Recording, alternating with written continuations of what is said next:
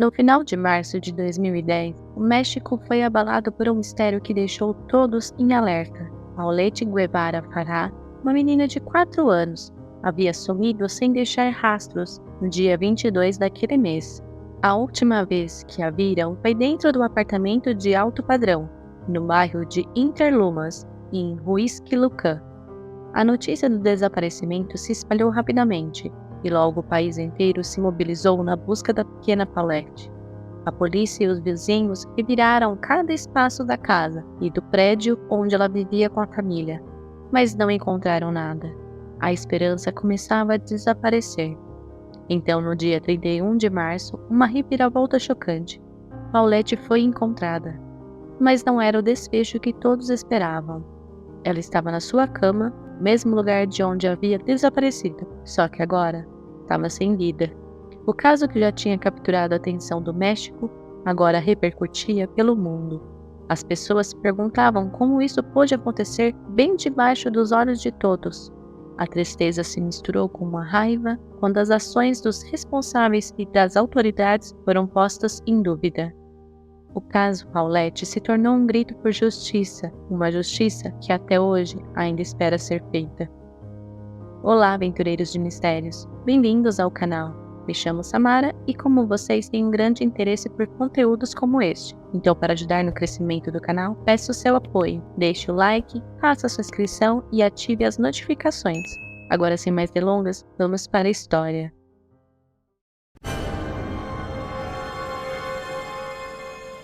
Paulette Guevara Farah veio ao mundo no dia 20 de julho de 2005, trazendo uma história de luta desde os seus primeiros momentos. Ela nasceu antes do esperado, com apenas 25 semanas de gestação, levando a sua mãe, Lisette, a um parto de emergência. Bem pequena, com apenas 800 gramas e 34 centímetros, deixou os médicos preocupados, pois ela ainda tinha órgãos em desenvolvimento e a sua saúde era muito frágil. Durante 4 longos meses, o hospital foi o lar de Paulette, onde ela enfrentou momentos críticos, mas mostrou uma força incrível ao superar cada desafio. Contra todas as previsões, Paulette começou a dar seus primeiros passos, desafiando as expectativas de que ela não andaria. Ela cresceu e mostrou que as suas dificuldades motoras e de fala não a impediriam de viver como qualquer outra criança. Com a ajuda de suas babás dedicadas e o amor de sua família, ela avançava a cada dia. Os tratamentos e a terapia com cavalos foram aliados valiosos nessa jornada. Mas, em março de 2010, a tranquilidade de sua vida foi abalada. Ela tinha apenas 4 anos quando tudo mudou. E somente para contextualizar, ela era a filha de Maurício Guevara, um corretor de imóveis, e de Lisette Farah, uma advogada. Como dito, ela tinha uma irmã mais velha, que na época do acontecido tinha 7 anos, chamada Lisette Guevara Farah, como a sua mãe. Além das babás, as irmãs chamadas Érica e Marta Casimiro. Elas ajudavam a cuidar de Paulette devido às suas limitações, que exigia muita atenção e cuidados especiais. Na noite do dia 21 de março, após uma viagem com Maurício e Lisette, a irmã, Paulette está em seu lar em Huixquilucan. A mãe chegou também à noite, após uma viagem com uma amiga. Após o jantar em família, era hora de dormir. Paulette, com a ajuda, se preparou para sua noite em sua nova cama, cercada por almofadas para mantê-la em segurança. Sua mãe, Lisette, deu um beijo de boa noite e deixou uma música suave tocando, uma melodia. Ela sempre ficava calma. Na manhã do dia 22 de março, enquanto Maurício Guevara, o pai de Paulette, se preparava para o trabalho, e Lisette, a irmã mais velha de Paulette, já estava a caminho da escola, Érica, uma das babás, foi acordar Paulette, mas para o seu espanto encontrou a cama vazia. Ela procurou pela menina em todos os cantos do apartamento, dentro de armários, embaixo da cama, mas não encontrou nenhum sinal da garota. Logo avisou Maurício, que disse que talvez ela estaria no quarto com a mãe, Lisette, mas Paulette não estava lá. Assim que a mãe soube do desaparecimento da menina, juntou-se à busca por ela. A família vasculhou cada canto do prédio, checando a piscina, interrogando os seguranças, mas ninguém tinha visto Paulette. Sentindo que agora era a hora de agir, eles chamaram a polícia. Quando os policiais chegaram, o prédio logo ficou repleto de atividade. Eles observaram que não havia sinais de arrombamento, o que sugeria que Paulette poderia ter sido levada por alguém que ela conhecia, ou que talvez tivesse saído por conta própria, apesar das suas limitações físicas. A busca se intensificou, mas, sem pistas concretas, a angústia da família aumentou. A investigação revelou que as câmeras de segurança não registraram a saída de Paulette e nem a entrada de estranhos no local. As babás Érica e Marta foram interrogadas, mas logo liberadas. A polícia então expandiu a busca para além do prédio. Enquanto isso, o procurador do Estado do México, Alberto Basbás, montou uma base no apartamento dos Guevara. A casa foi revistada várias vezes, mas sem nenhum resultado. Os pais de Paulette não desistiram e lançaram uma campanha nas redes sociais e pela cidade, com fotos e cartazes pedindo ajuda para trazer Paulette de volta. Maurício Guevara preferiu ficar longe dos holofotes, enquanto Lisette Pará enfrentou as câmeras, dando entrevistas na esperança de encontrar a sua filha.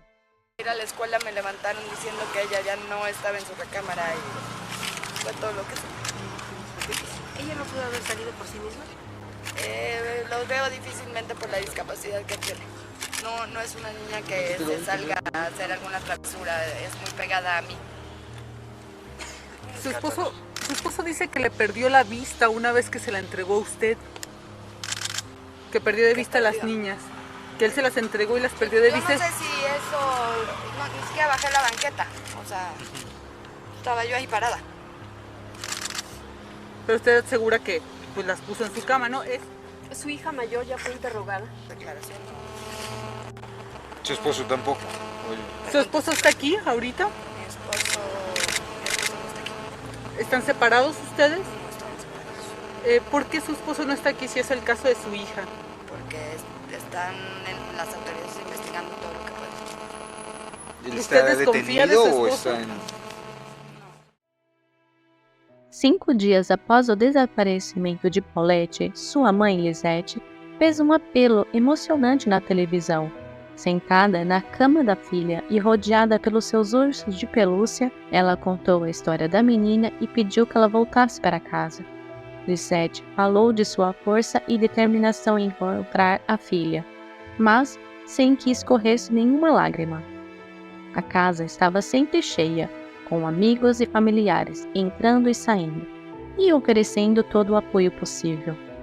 A melhor amiga de Lisette até passou 3 noites no quarto de Paulette, onde ela dormiu, pois acreditava que essa solidariedade ajudaria eles a seguirem fortes. Mas a tensão aumentou à medida que a investigação avançava. Os investigadores encontraram inconsistência nos relatos dos envolvidos, o que levou a uma investigação por um novo caminho. As câmeras de segurança não ajudaram, pois não gravavam as imagens, e ninguém da equipe de segurança viu algo fora do comum naquela noite. A possibilidade de sequestro foi descartada quando ficou claro que não houve arrombamento e ninguém pediu de resgate. Os depoimentos das pessoas mais próximas a Paulette se tornaram a única pista, mas esses relatos eram confusos e contraditórios. As babás sugeriram que Lisette não parecia preocupada na manhã do desaparecimento, enquanto Maurício estava visivelmente abalado, mas depois começou a desconfiar de sua esposa. As suspeitas e acusações começaram a surgir, principalmente contra Lisette, a mãe. A calma da mãe ao falar sobre Paulette deixou muitos perplexos, interpretando a sua serenidade como uma insensibilidade. As contradições nos depoimentos fizeram os investigadores mudarem de estratégia, considerando a possibilidade de um crime familiar. Com isso, os adultos da casa foram detidos preventivamente e a polícia assumiu o controle das investigações. No dia 31 de março, uma reconstrução dos eventos foi feita no apartamento, gravada para tentar entender as últimas horas de Paulette. A busca se intensificou com cães farejadores e inspeções minuciosas, mas sem avanços. Durante uma busca, um apagão interrompeu os trabalhos, mas quando a luz retornou, o mistério foi parcialmente solucionado. Paulette foi encontrada em sua cama, em um vão de apenas 15 centímetros, entre o colchão e a base, coberta por mantas, sem vida.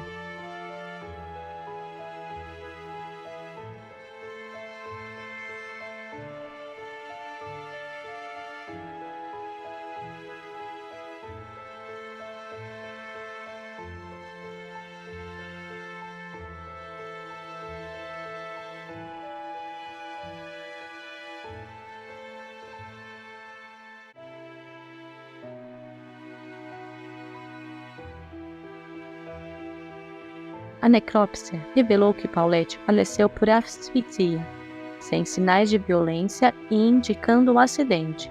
Ela havia falecido na noite do desaparecimento, após ter se alimentado. Além disso, havia adesivos em suas bochechas. Por 9 dias, Paulette permaneceu onde havia sido deixada, sem ser descoberta pelos cães ou pelas pessoas que passaram pelo quarto, incluindo a amiga de Lisette que dormiu na cama por 3 noites, além das trocas de lençol que as babás faziam. Um detalhe intrigante no caso de Paulette era a posição da livor mortis, as manchas roxas que aparecem após a morte.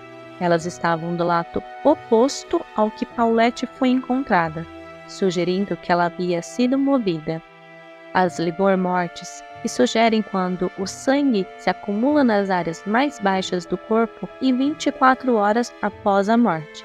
Elas não se mudam de lugar e revelaram que Paulette não permaneceu na posição em que foi achada. A nação já estava abalada, mas essa revelação intensificou a controvérsia. A busca por Paulette se transformou em uma busca por verdades.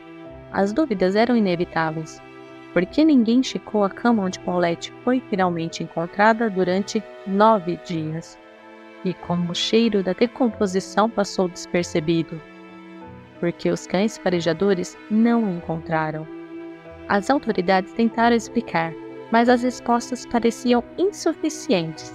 A explicação de que Paulette, pesando cerca de 15 quilos, teria um processo de decomposição mais lento, e a afirmação de que os cachorros não detectaram o corpo era porque estavam treinados para procurar pessoas vivas.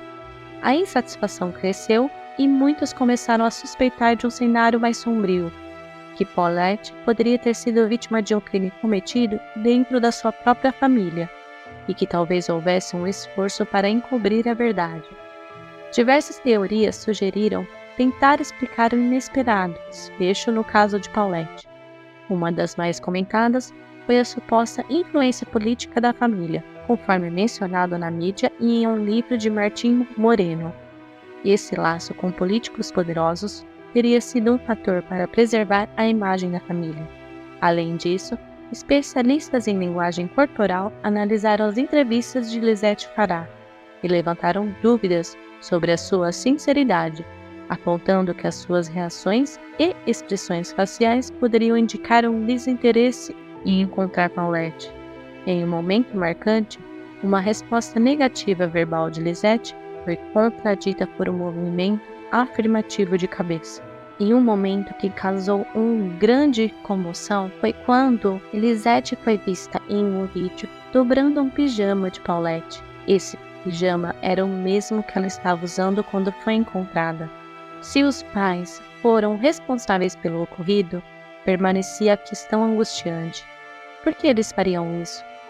Teorias macabras sugeriram que Maurício Guevara poderia estar buscando uma saída para suas dívidas através de um seguro de vida. Outra apresenta que Lisette estaria sobrecarregada com os cuidados constantes exigidos por Paulette, além de querer se livrar de um problema. E aquela viagem que ela fez com a sua amiga? Também estaria presente o seu namorado. Outra teoria, sem muita comprovação, diz que Lisette, a irmã mais velha de Paulette, sem querer pode tê-la machucado. E como Paulette tinha as dificuldades de se locomover e falar, algum tipo de acidente poderia ter acontecido. E também é possível imaginar que existia um nível de inveja. pois com toda certeza Paulette recebia muita atenção de todos, o que poderia ter deixado Lisette, irmã, chateada. Em ambas as situações, diz que, para proteger a filha mais velha de problemas com a lei e do trauma de ter machucado a irmã, a mãe delas pode ter escondido o que aconteceu, e isso ajudaria a entender o porquê a mãe falou coisas e agiu estranhamente depois de que Paulette desapareceu. Mas é claro que é tudo teoria. Apesar das inúmeras buscas e investigações, o caso de Paulette Guevara Pará não teve avanços significativos. Ninguém foi preso ou acusado, e a justiça concluiu que a morte de Paulette foi um acidente. A complexidade do caso e as circunstâncias misteriosas que cercaram a descoberta do corpo levaram a muitas dúvidas e questionamentos por parte da sociedade e da mídia. A pressão pública e a controvérsia em torno das investigações culminaram na renúncia de Alberto Basbasso, então chefe da Procuradoria do Estado do México, apenas 4 dias após o encerramento do caso. Sua saída foi marcada pelo desgaste da relação entre autoridade e sociedade, e Basbasso citou esse desgaste como motivo para a renúncia. E por muitos criticarem essa postura de Alberto, é devido a ele ser um amigo próximo de Maurício. A tragédia de Paulette, mesmo após uma década, ainda ecoa na sociedade que busca por resposta. O caso, marcado por mistério e controvérsia, permanece gravado na memória coletiva do México. A perda de Paulette causou um impacto devastador, não apenas naqueles diretamente envolvidos na busca, mas também desestruturou uma família. Maurício e Lisette, os pais de Paulette, optaram por se afastar dos olhares públicos, e antes de se recolherem, Lisette tomou medidas legais contra o Estado, processando por danos morais sofridos e recebendo um bom dinheiro. A busca por clareza e alívio para a dor da perda de Paulette continua, com a sociedade clamando por uma conclusão que traga paz à sua memória. E me conta o que vocês acham que aconteceram com Paulette. Será que a mãe é culpada, a irmã, a família? É bem complicado esse caso, mas eu agradeço a todos que ficaram até o final do vídeo. E não esqueça de se inscrever e ativar o sininho de notificações. Obrigada e até a próxima aventura.